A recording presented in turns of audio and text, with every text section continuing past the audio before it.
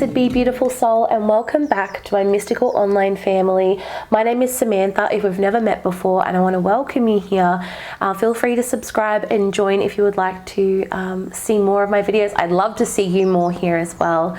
In today's video, I'm going to be sharing what my experiences have been like so far working with Hekate, because I know there are many of you who are drawn to Hekate or Hecatean witches, initiates, priestesses of her, and I thought it would be really cool to sit down and chat about that. Hekate is the goddess and queen of the Crossroads, overseeing all liminal spaces. She holds the skeleton key that unlocks the gates and doors to all the realms. She is commonly associated as a Greek goddess, but has extremely ancient roots that tie back to the Black Sea and Georgia. Renowned for her healing and magical wisdom with the plant kingdom, Hekate is the goddess and queen of witchcraft. She holds the fire torch, illuminating the dark path ahead. She is the dark mother of creation, guiding us through all phases like the moon, from birth to life to death and rebirth again. I feel like a really good place to start is at the start. How I felt the call to work with Hekate, and that was actually through a dream visitation. When I was really little, I was always terrified of the dark, and I think it stems from seeing spirits when I was younger. That then kind of led to me blocking a lot of my clairvoyance out, and then when I went through my spiritual awakening in my 20s and I reawakened these psychic senses, all of a sudden the fear, the terror of being that little girl, seeing these like full apparitions of spirits and hearing things when I was going to sleep kind of came surging back to me, and it really blocked me on my path from opening up to channeling spirits, because I wanted to connect with spirits. I wanted to all of a sudden see energy again and do all of this stuff, but I had these really big heavy blocks from my wounded inner child. And it led to me having insomnia. It led to a whole host of problems. Like even meditation was really tricky for me when I first opened up spiritually. I was really scared that I was like going to open my eyes and there'd be like a demon creature here in my face, which is ridiculous. But I was so terrified, because it's that inner child. The inner child isn't rational. It is the way that you felt and the things that a child feels, and that is often very irrational. It's so funny that a dream can be so powerful, so awakening, but it's something that I recall all the time in my everyday life, just to remember how powerful the message was and the significance of it. So there was a demon man creature entity chasing me. He was yelling out all these things, and I was terrified, running for my life away from this creature. And that really symbolized how I felt, just terrified of anything dark, anything that I was putting power to, thinking that this demon is so powerful and it's going to get me, and that I'm this like helpless little girl running for my life, And I was running, and all of a sudden in front of me there was this beautiful woman, and she was dressed almost like Morticia Addams, with a long, beautiful, dark, drapey kind of dress and really long dark hair. She kind of looked how I had my hair now, just like really big and really long. And she was so powerful, and she just looked at me and she was like, "Come here, my daughter." And I ran over and I hugged her around the waist. I was like, "Oh my God, I'm so terrified. Like, please help me." And she's like, "Why are you scared? This pathetic creature." And there's this demon running, going, "I'm gonna kill you," and screaming all this stuff. And it's like so scary. And it seemed like a really significant threat. And she's like laughed. She's like, "You are scared of this pathetic creature?" She just kind of went like this, like this with her wrist. All of a sudden he's just like dropped to the ground. And he's like, "I'm gonna kill you." And she's just like done this again. And he's like contorted.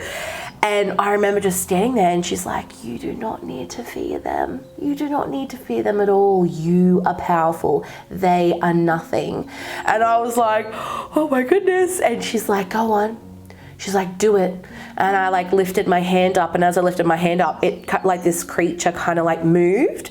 And she just like wrapped her arm around me and was like, "Come on." And we sort of just like walked off together, and this creature kind of contorted and disappeared. It blew up. I don't know. And then I woke up. I literally woke up instantaneously in that moment.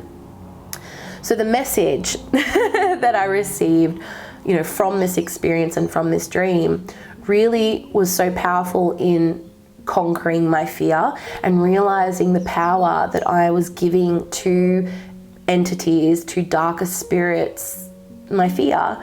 And when I realized that my light, my energy, my power is within me and that I can exert that whenever I need to, it's helped me in so many experiences from them when I have come into, contact with darker entities and things like that in dreams as well, when there's been psychic attack, and just knowing that without tools, without, magical equipment, sympathetic magic of, having a powerful scepter or whatever it is that we feel that we need as witches, as humans, to be powerful, people, that there's nothing more powerful than your power of your energy, of your voice, of your soul and your spirit, and that we are in control always when it comes to the spirit realm, and just using your voice and commanding your energy and your sovereignty towards energies and entities. So powerful, like so life-changing. And it means now I don't have fear. I mean, don't get me wrong, I probably wouldn't go into like a haunted ass house or like a creepy old hospital where I knew there was entities, but it just means that fear that I had of connecting and opening up on my path, it disappeared because I all of a sudden learnt about my power. I wish I could tell you that was the moment that, boom, I woke up the next day and started working with Hekate, but it wasn't. It was sort of over time. There was more and more synchronicities, more and more little signs, and then I consciously called her in. But it was this realization that I never actually was separate from her. She was always around me. It almost felt like I was coming home, coming home to my mother or coming home to someone who has always loved me and always been there for me. I just didn't know it yet. But I think a big key to awakening with Hekate was when I started looking into animism and looking into plant spirits and consciousness, and really expanding my own perception of reality, because it's a theme that I see with so many people, kind of learning the dogmatic, practical kind of way that people preach witchcraft, people preach spirituality or new age things, and not really doing their own like soul searching and deepening behind that. Like, where does magic come from? What is it? It's energy. What is energy? Like kind of deepening your understanding of the universe and soul searching, and maybe looking in places where you're not comfortable, because I was that witch. I was that person who was very in a box, and I was so close-minded. So I feel like through exploring animism and energy and all those sorts of things, all of a sudden I really connected with plant spirits as well as animal spirits and a lot of shamanic practices, but it was plant spirits, specifically baneful spirits, and the poisonous plant garden. So it was the poisonous and baneful plants that kind of led me to working with Hekate and experiencing some more conscious connections, like not just in my dream state. I did this trance meditation, and I'm sure anyone who is a Hecatean witch or somebody who works with Hekate is totally going to understand what I'm about to say. So I kind of set the intention to, go into a trance and do this journey, I guess, like take me where you need to take me, spirit. And I had no idea about Hekate until after this. I did lots of research and I was like, oh my God. And that's what I think makes it so special, is when you know nothing about the deity, nothing about the energy that you're working with, and then when you research later on and all of the little puzzle pieces they gave you just connect together and are so perfect. So for starters, all of a sudden in the beginning of my trance, I saw this door in front of me and I was given a skeleton key. I opened the door and it was dark. It was a dark tunnel, which is obviously not, you know, it's a bit scary. Where's the tunnel going? And so I just was like, okay, I need to surrender and trust this and just walk. So as I was walking down the tunnel, all of a sudden these like torches of fire started, you know, lighting up.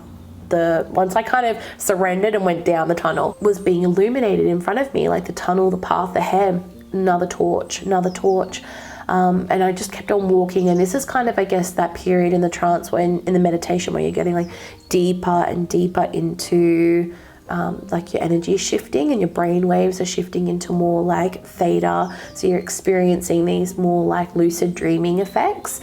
And I was going deeper, deeper, deeper. And then all of a sudden just opened up to this like bright, you know, light. And I found myself in a field, like a little alcove with like caves and tunnels and mountains around me. And there was like a forest. It was really beautiful. And right in front of me directly, there was a cave, a very, very significant cave. And I walked over to the cave, I entered, and it was really, really dark, and I heard someone crying. And it turned out that it was a younger version of me who was very, very traumatized, kind of like the most wounded part of me, person who went through like really big trauma in my teen years. And I saw myself as this like 16-year-old girl, and I walked over as the person I am now, this like 28-year-old, and just wrapped my arms around her and was like, baby, I've got you, like, come on, you can do this, come with me, you're safe, you are okay. And I brought her up out of the darkness and walked her out. And sort of as I came towards the light, all of a sudden I saw my higher self. Now this is me, like the soul sort of me, and it was sort of like golden, and the three of us held hands in the sunlight and just kind of like became one. And it was kind of like a soul retrieval, like going into this cave and finding a piece of you and then bringing her home and realizing that there was a part of me that was still really hurt from the past.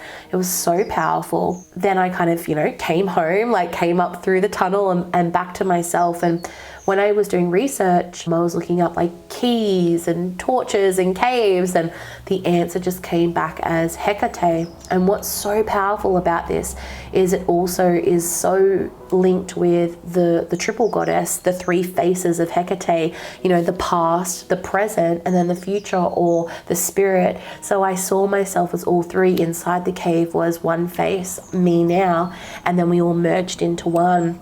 It was this really powerful journey that I went on, and coming out of it, I realized that I had been overlooking how traumatized this period in my life was, and it allowed me and opened more doors for me to go deeper into my underworld, to go searching and healing more of some of the really big things that were holding me back in the now moment. There was many things that I wanted to do, but it was past Sam that was hurt, and then all of that fear that was keeping me back.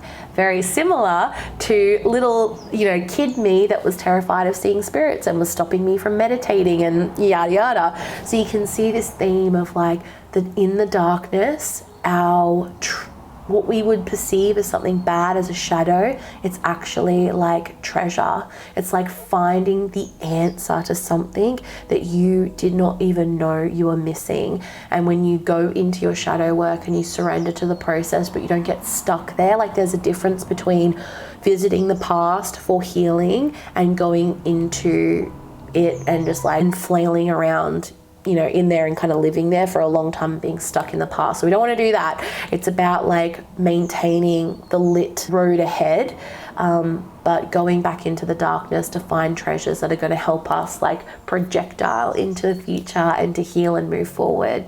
So once I started consciously working with Hekate, that's when everything changed for me. I finally feel like I found who I am. I've always been searching and trying to understand why I feel the way that I do, why I'm drawn to the more intense and, you know, not so mundane things in life.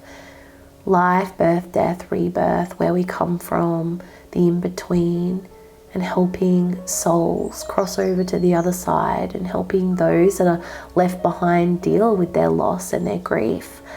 I think it's because of this intensity and this love for darkness. And darkness is not dark, like heavy in a sense of like depression and not wanting to be here. I mean, what really is darkness? Darkness is mystery, the unknown, beyond the veil. It is this place where we need to surrender and have trust and faith. Without faith in where we're going or faith in something other than what we're experiencing, how can anyone navigate the darkness? You really, truly do have to have faith. And it is my faith and my connection with spirit. I feel that like my soul is chosen to incarnate here and to be somebody who helps others navigate the dark. And that's why there's this theme of darkness around me and that fear of the dark, which Hekate has helped me overcome and still helps me be like the torchbearer in front of me, like illuminating the path.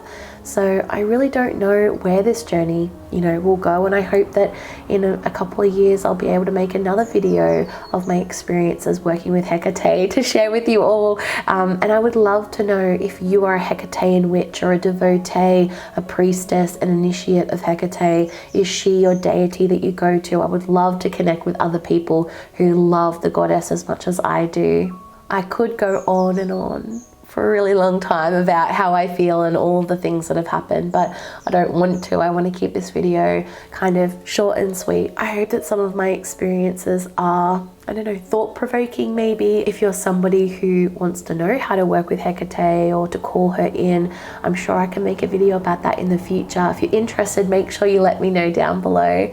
I really am so grateful you've spent the time here with me, and I can't wait to join you in another video in the future. Feel free to subscribe and join my online community. You can check out my Patreon where I have further videos. I have classes and all things spiritual and witchy goodness over at Patreon. So check that out below if you want to be with me, more frequently than here on YouTube. You can check out my Instagram, TikTok, all of that is linked down below as well. I'm sending you many blessings on your journey, and may the goddess always walk with you. Blessings, beautiful soul.